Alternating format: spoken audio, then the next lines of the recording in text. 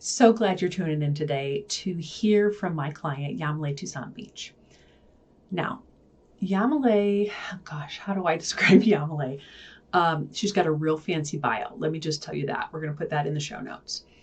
Here's what I want to say about Yamilée. Yamilée is a growth-minded leader. Not only growth-minded, she's like action taker. That's what I love about her. In 2020, her organization raised just under $1 million. She's got a 2.25 budgeted need this year. So she is scaling and she is scaling fast. Her new strategic plan calls for her to grow from a $2 million organization to a $10 million organization. And I have full confidence that she'll do it. I've had the absolute privilege coaching Yamilée, her team, her board, to really help them see how they can raise more revenue, A, but B, specifically unrestricted revenue that's not tied to foundations or, restricted projects. It's been a huge part of our work. But I have to tell you, nobody is an A+ student like Yamilée is an A+ student. Yamilée is a dancer. You're going to hear this. She's a mechanical engineer and a dancer. This is how she's combined this amazing passion for her two loves into her organization. But here's what's so interesting. I'm imagining, I'm not a dancer, but I'm imagining when you're trying to learn a choreographed routine that you gotta kind of fine tune and do these little precision work types of things. And you have to be open to feedback. You have to be open to constructive criticism. And you have to be open to changing the way you do things. That is Yamilée to a T. Not long into our work, I said, gosh, you're like really good at taking just fine-tuning coaching that I was giving her and implementing it. And I said, I think that's from your years of like, hey, move your leg by an inch, or hold on, that arm needs to be straighter, and knocking it out of the park. And so that makes an amazing fundraiser. Yamilée's got this half left side of the brain and half right side of the brain coming together for the most magical success, the most warm and welcoming, and gosh, she knows what she's talking about, type of attitude and energy in every single meeting. So I hope you enjoy this conversation as much as I did.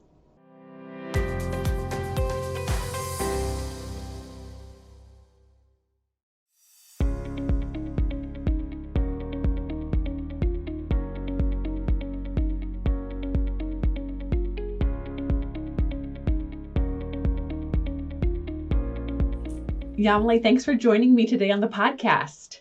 Oh, it is my absolute pleasure. Oh my goodness, I've been looking forward to this one. So as a founder, I have to ask to start with your story, and incredible story. So I just want to share, talk about STEM from Dance, talk about oh my gosh, how have these two worlds for you collided? And how does your life story really fit into the organization? Sure, happy to share. So, I think I'll start with what was a pivotal moment for me, which was studying mechanical engineering at MIT. I vividly remember just being in my first mechanical engineering class. I walk into this huge lecture hall, I find my seat, I'm settled in, and then I start to look around and I count how many Black women there are in the room. And I count 1, 2, myself, and there were just 3 of us in a room of maybe 200. Wow. And, despite all that I've accomplished and the confidence that I came into the room with, I still started to question whether I belonged. And I wanted to do something about that because that feeling isn't great. And what I realized was that, it wasn't just like a me problem. It's something that's systemic. I learned that less than 5% of STEM workers are women of color specifically. Wow. And And so that's what really led me to become a teacher. So after MIT, I took my engineering degree to the classroom and became a ninth grade algebra teacher in East New York, Brooklyn.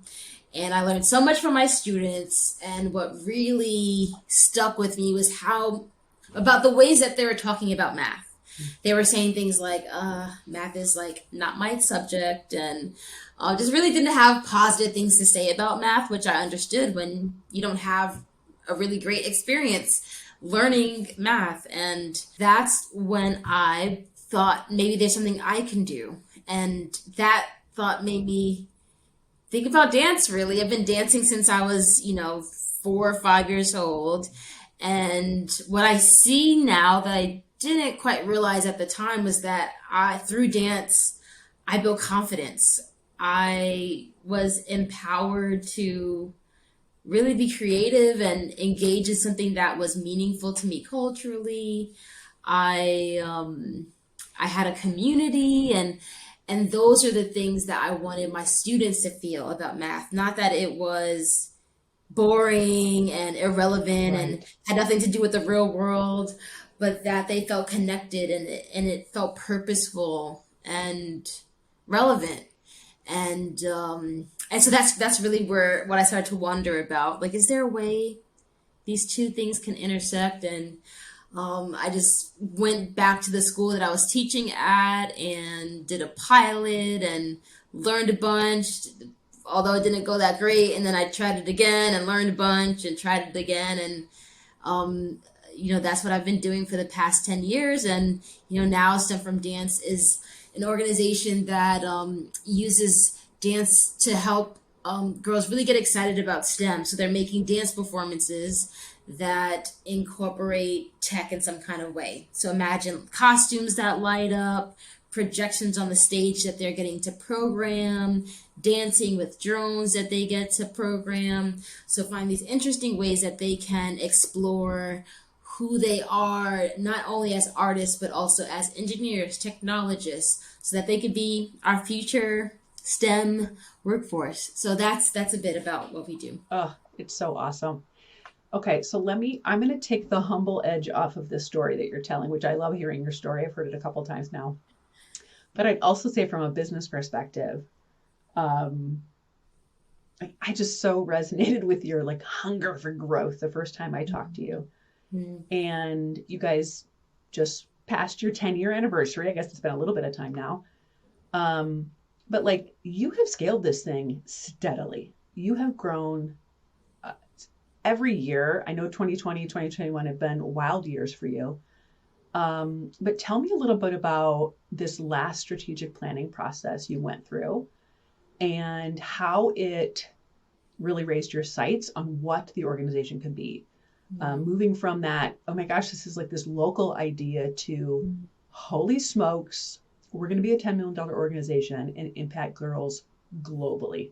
Talk to me about that. Mhm. I've always dreamed of STEM from Dance being a big thing. I 10 when it was just a seed, I always thought that it could be a forest.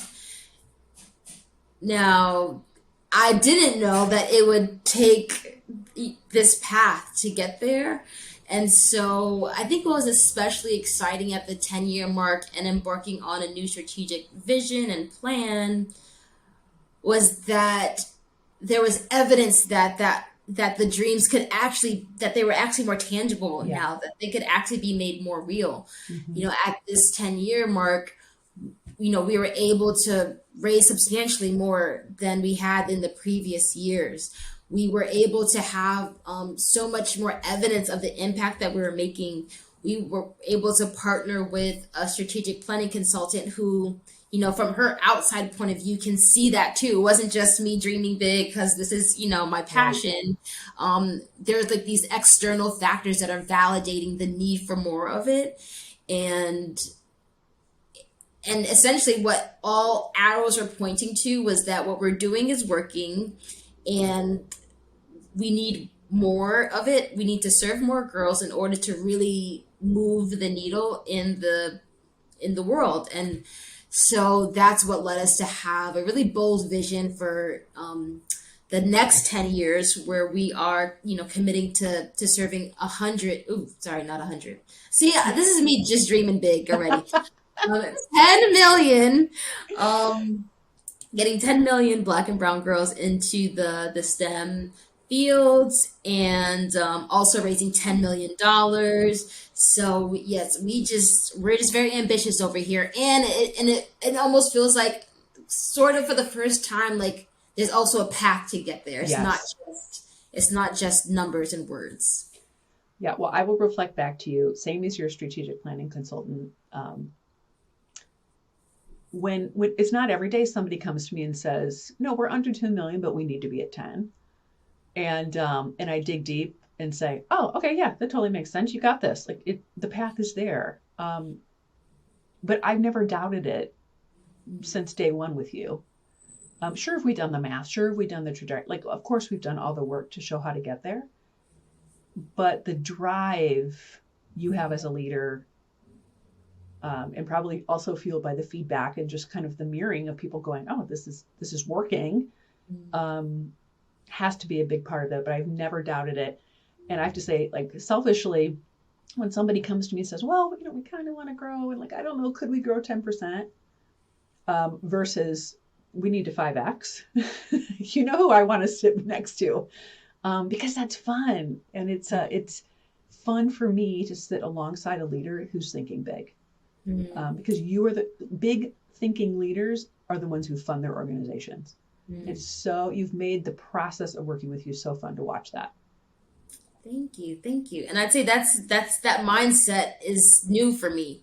I was used to thinking, okay, I think I can raise this much, so this is how much our budget's going to be. Yeah. Right. And what I realize is then that doesn't leave room for aspiration. Yes. Right. And really to push ourselves. So, yes, it's a new way of thinking. Oh my gosh. Okay. So you and I were raising to the need versus the budget. That's how we've made this shift.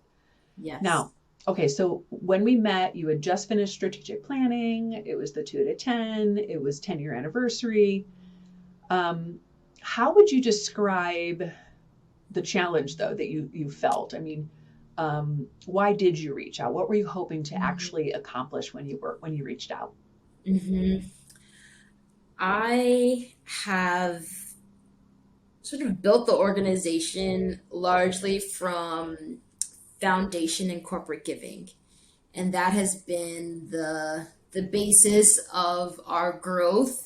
And what I identified were two things. One, the desire and the opportunity to raise money from individuals, which is something that I've always, I've attended the workshops.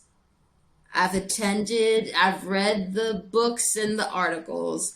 I've listened to the peers, and it just wasn't happening for me in the organization.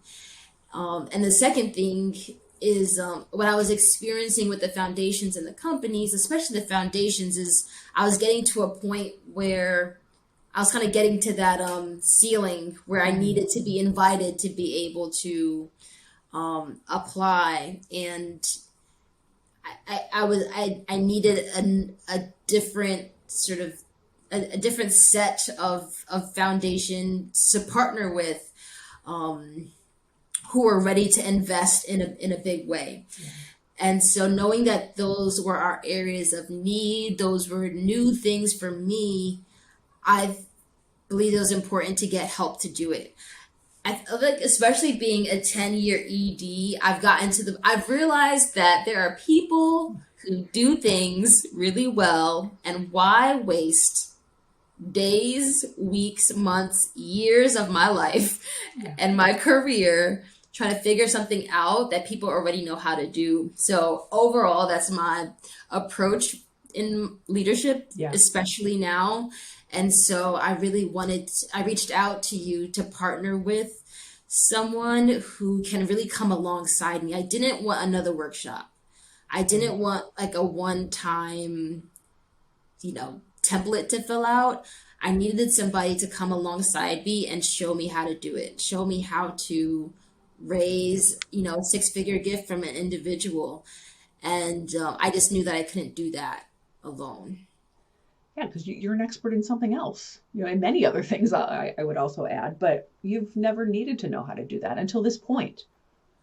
Um, I feel like part of your growth is because actually, in the year we've been working together, I've seen you consistently invest in yourself as a leader, Mhm. whether it's hiring, whether it's a consultant, whether it's brand communications, whether it's leadership, whether it's voice, whatever.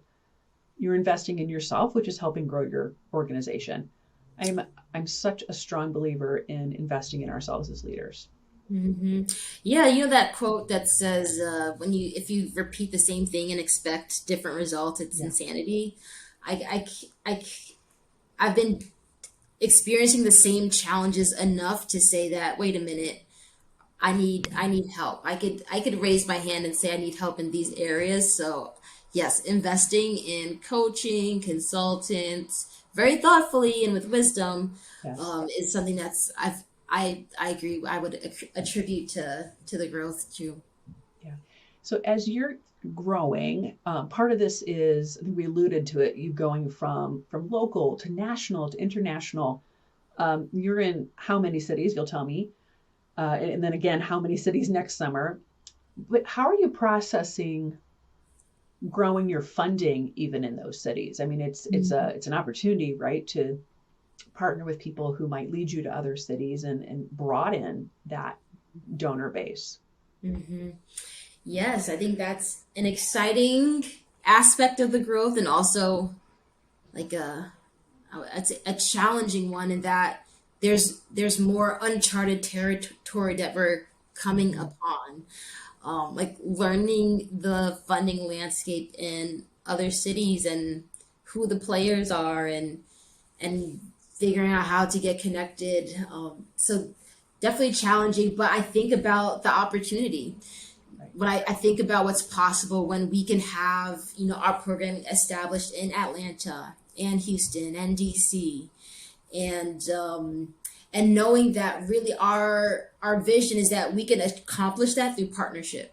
We don't have to really build something from the ground up in all these different cities, because there's institutions, there's Right. funders, there's people who have already been doing the work in that city. We could partner with them, really equip them with our approach, and come to this in really in like a community centric manner. So when I think about expanding our funding to be able to do this work, it's been exciting to have conversations with cities, because really what I'm hearing is cities raising their hands to say, hey, come to us. Our Right. state saying, come to our state.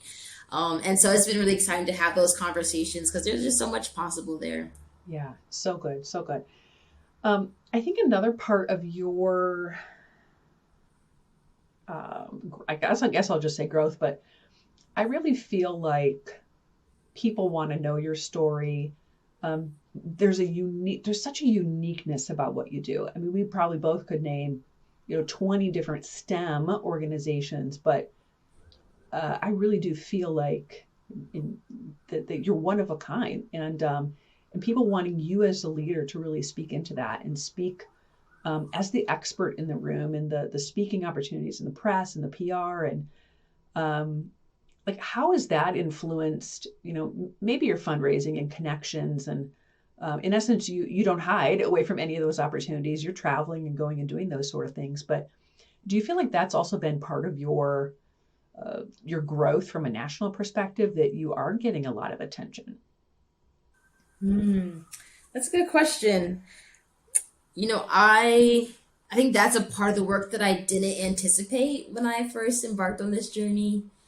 I I didn't realize that my story would resonate, and that I would be um, like the reason why people are first hearing about the work, and the one people are like seeking after to hear more. I guess I didn't anticipate the like public speaking aspect of the work.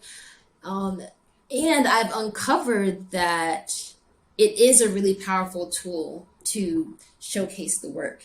And that's the part of me that gets excited about Mm-hmm. seizing those opportunities, is knowing that me speaking on a stage about myself and the work the organization is doing and what I've learned can really expand the community that knows about the work, which then leads to more people reaching out. Like I've seen a lot of traction just happen so organically. Like instead of like me chasing and like vying for when like these opportunities are coming our way, it's just really powerful to see how much the work is resonating. So I do appreciate and not only appreciate it, but now in our new plan, we're going to be more intentional about it, Mm-hmm. really thinking about how do we take what has been organic and shift it into intentional. Yeah. So now, I'm thinking, how can I position myself to have the time, to have the thoughts to share, and be really thoughtful about where to go so that the message can amplify. Because we think that when people know more about it, they will be more interested in funding partnerships, in program partnerships and such. So really see that as a key lever in a way I hadn't really before. Right.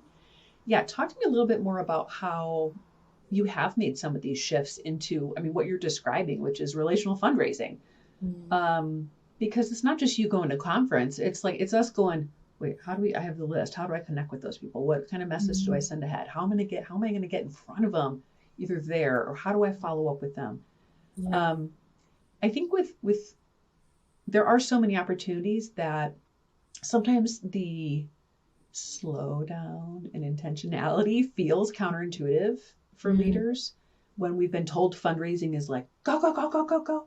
Mm-hmm. Talk to me about this shift you've made so well into relational fundraising, Mm-hmm. and in starting to having some different conversations to really attract investment level donors. Mm-hmm. Yeah, I mentioned going to lots of workshops and such, and I always heard that fundraising is relationships. You're building relationships. So I got that. At the same time, I don't think I quite got it. I didn't really know what it looks like because to me, maybe it's like the engineer, very rational part of me just thinks this is not a normal relationship. Like I don't typically meet a billionaire and want to ask them to go out to lunch with me. Um, Right. I guess I didn't even know how, since I don't know how to build these types of relationships, I feel like I just ended up kind of trying to go through the motions, like do the things that I think I should be doing. And the shift for me was, really the work that we've been doing together, just kind of posing a scenario and just talking about it and realizing that what my instinct to do kind of felt stiff and like rehearsed and tight, and that's not how I wanted to come across. I Mm-hmm. want to come across as like a person who wants to get to know this other Yeah. person and find out how, the potential of working together. And I think through the conversations we've been having, I've been seeing, okay, this is how I could be human. Like that's my I knew number you were one going to say it. goal. My number one goal in fundraising and in life is to be human. I want people to just relate to me. I want to establish a connection with me, right? I'm going to offer information about me personally just because I want them to know that I'm more than just a founder of this organization. And I want to know them also as more than the role that they're in. And because I feel like once that connection is there, for me, things just kind of relax. When we could just talk about children, we could talk about weekend plans. I think it just relaxes me mentally to be like, oh yeah, this is a person, and we're just going to talk, Yeah. and just really approaching conversations in that way, and that kind of motivates me to keep it that way. Like, let's not get into the formal again. Yes. Like, let's just like I could just shoot you an email that's like very cash, And realizing the impacts. Like once I started to do more of that, I realized, wow, first it feels good for me because I don't feel like I'm just like chasing after this person because they're Yes. wealthy or like this foundation. It feels more pleasant and for me. And then also I'm seeing that other people, I'm finding that I'm able to get better information because I can now just like pick up a phone call and make a phone call. Um, and so I've seen the benefit as well, and that's led me to want to do more. And so now I'm like, I used to send a lot of mail merge emails where I'm like, oh my gosh, I have Mm. 20 people to keep in touch with. So like, let me send like the mail merge email. And like, I just do that so are much, much more rarely now because now I'm thinking, like, who is this person? What's the last thing we talked about? And what is the next natural step?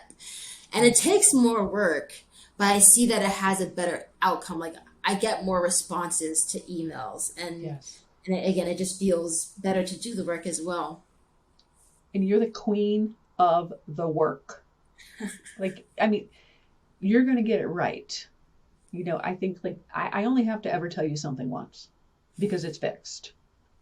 We've worked a lot on emailing together. Do you feel like or that reach out, keeping it natural, keeping it human, to use our kind of joke, having the real Yamilée show up? Because frankly, when the real person shows up, we get more money, and that's one point of it. But also, they're connected to you, and they understand the mission more, and they think of you more often. Um, Talk to me about, like, is that probably maybe one of the particular aspects of our work that made the difference, this reach out, or are there other ones that maybe come to mind? For sure. I mean, I think that I really feel like my title should be Chief Email Officer. I spend so much time just crafting the right message so I can get the meeting, and I feel like that's where I saw a big pivot is like because I found that once I'm in a meeting, I'm able to navigate conversations Yeah. well. And I will say that in the work that we've been doing together, I feel like my preparation for meetings has shifted. Mm. Um, because what used to happen is I would go into a meeting where I'm like, okay, I need to ask, I need to ask, I need to ask. Come on, you have to say the ask. You're avoiding it, and I feel like I've been able to enter meetings more confidently, knowing like the trajectory, like what I can say, how to approach it, having tools to use that eases them into the ask, where it doesn't feel like I'm like, gotcha, asking for money. Yes. But again, it feels more natural. Like it's the conversation is leading to somewhere, and now I have way less hesitation to I want to say no hesitation, but sometimes Sherry, you ask me to do Always. things, and I'm like, what? But um, you'll push back. You'll be like, hold on a second. I think I got to do this before I do that. That's fair. I appreciate the pushes, and I feel way more confident now in the conversations. But for me, it was like the leading up to like how to get to the conversation, especially if it's a brand new relationship Yeah. and it's not normal to just out of nowhere just like ask for time or like I feel like there's a lot of strategy that goes into like the communication over email before it can get to a conversation. And so yes, I think a lot of the work that has been helpful is I feel like I approach emails in like a whole another way, and it's more like emails, it's like the communication with the donors is Yeah. just that outside of a meeting it tends to be over email. So I appreciate how, and again, like I feel like there's emails we've worked on together that it's like this person won't respond to me. How do I get this person to respond? And then we work on the email, and I get the response, and it's just like yes, this work can move forward. I'm not just stuck in like Yeah. not knowing what's happening. Nobody's responding, and oh, should I follow up? Am I bothering them? I feel like a lot of the work we've been doing is just trying to get unstuck and like taking fresh, different approaches. Again, just to be very human with somebody. Right. And it really is, I mean, like what you're describing is not easy and it's time consuming. I Hmm. mean, we've joked, it's like, okay, so we're following up on the following up that we followed up on. Hmm. Um, this is the part of fundraising, which is why everybody shifts to, well, let's just send email blasts or mail merges, or can we do another appeal or event?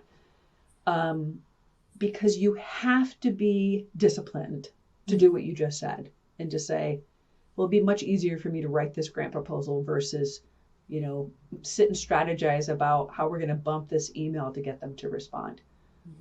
It's the time shift of really trusting the process and figuring out what do we need to stop doing so that we can have the time to start doing this, which is what you've made that shift.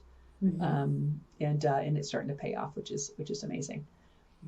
Any other surprises from our work or things that you've maybe didn't anticipate that you have enjoyed? I'd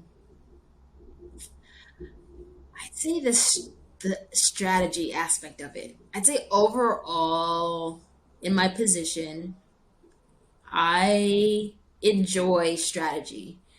Again, it's probably like that engineer in me that wants to design a solution to something. I like that. And I have been surprised how much I've enjoyed figuring out that strategy and realizing how strategic communication and corresponding with individuals, and that makes it feel more doable. I wonder, because I used to have this perception that you know that there's just like certain people who just know how to schmooze and get the dollars, and I'm just an introvert here. I'm not trying to be at the cocktail hour, and I guess I kind of thought that I'm just not good at it because I don't show up in that kind of way. And knowing that there's a strategic way to approach it, there's something that can be learned. I think that has been really nice. So to realize that when I spent more time on it and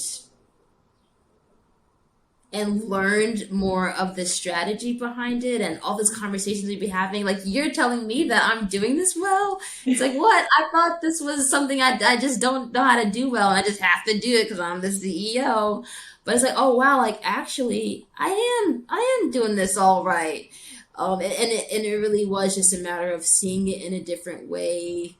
I really appreciated that. I will say maybe something that's also somewhat surprising is just how much I have to like unpack about my own thinking. I remember you saying to me, you have lunch with billionaires, like that is who you are, and just some of the, because I feel like along with fundraising work comes a lot of mindsets that need to be shifted, and I appreciate the ways that you've been sort of helping me to see that differently, because I did need that. It's not just like shishi foo foo, like hoorah, you can do it, but really sometimes it's mindsets that hold us back. Yes, with all of us growing our businesses. Yes. And I need somebody outside of me who knows how to do this really well to be able to point out like that's what's holding you back. And I don't think otherwise I would have known those things about how I think. So that's it's been the really objectivity. You are having lunch with millionaires and billionaires and Fortune 100 companies, and you have a statue of yourself, for goodness sake. This comes up in every meeting. Like, you have a statue. I saw, like, I've seen it on Google.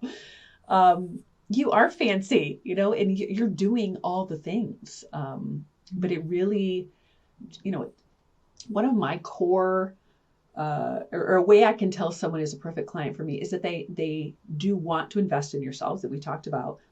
But frankly, it's because sometimes it's like lonely as a leader of an organization, and we need that mindset work. We need that objectivity.